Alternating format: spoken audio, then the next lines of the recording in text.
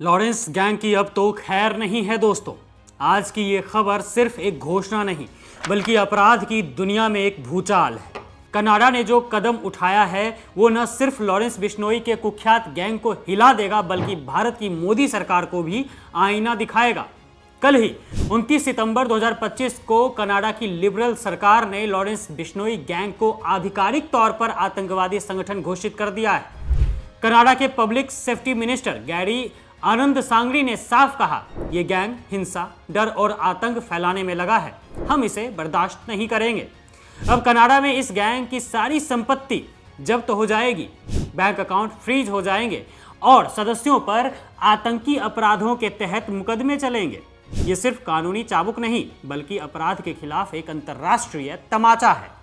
अब सोचिए, ये गैंग कौन सा राक्षस है जो कनाडा को मजबूर कर गया। लॉरेंस बिश्नोई, जो राजस्थान का एक छोटा मोटा गुंडा था पहले, आज जेल की सलाखों के पीछे से पूरा साम्राज्य चला रहा है। इसका नेटवर्क भारत से कनाडा तक फैला है। हत्याएं, जबरन वसूली, ड्रग्स, हथियार तस्करी, लेकिन सबसे शर्मनाक बात यह है कि यह सब भारत में भी हो रहा है और हमारी मोदी सरकार चुप्पी साधे बैठी है। याद कीजिए 2024 का वो काला दिन जब लॉरेंस गैंग ने बॉलीवुड के बादशाह सलमान खान के बंगले पर फायरिंग कर दी। गोलियां दीवारों में घुस गई। सलमान की जान पर बन आई। गैंग ने खुद दावा किया और कहा कि यह सब बदला लेने के लिए किया गया है। लेकिन मोदी सरकार ने क्या किया? बस एक FIR, थोड़ी सी जांच और फिर खामोशी। कोई केंद्रीय एजेंसी, कोई बड़ा ऑपरेशन, कुछ भी नहीं हुआ। फिर आया पंजाब का दर्द। सिद्धू मूसेवाला याद तो होंगे ही, वो सिंगर जो करोड़ों युवाओं के चहेते थे।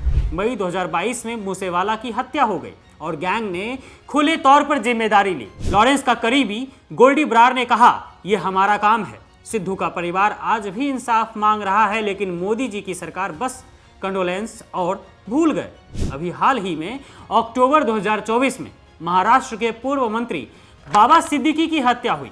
फिर वही लॉरेंस गैंग का हाथ। शार्प शूटर्स, साफ प्लान था राजनीतिक हलकों में सनसनी फैलाने का, लेकिन केंद्र सरकार चुप रही। कोई आतंकी टैग नहीं, कोई UAPA के तहत कार्रवाई नहीं की गई। और सबसे ताजा घाव तो अभी ही दिया है इस गैंग ने। 18 सितंबर 2025 को बॉलीवुड एक्ट्रेस दिशा पाटनी के घर पर फायरिंग हुई।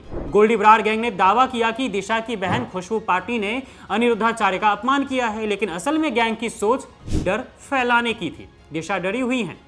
पुलिस ने 2 शूटर्स को एनकाउंटर में मार गिराया, लेकिन गैंग का सरगना आज भी जेल से कमांड दे रहा है। आज मोदी सरकार इस मामले पर कुछ भी करने को तैयार नहीं है। दोस्तों, ये चारों तरफ खून खराबा हो रहा है, लेकिन भारत सरकार लॉरेंस गैंग को आतंकी घोषित करने की हिम्मत नहीं जुटा पा रही है। कनाडा, जो खुद भारत से हजारों मील दूर है, उसने तो मोदी सरकार को आईना दिखा दिया।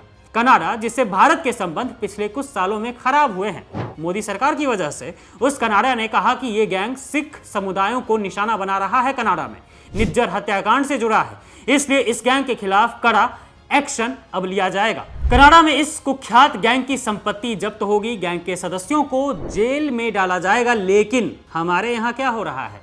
लॉरेंस बिश्नोई जेल में तो है, लेकिन उसका नेटवर्क फल फूल रहा है। कनाडा का यह फैसला मोदी सरकार के लिए शर्मिंदगी का बिलबोर्ड है दोस्तों।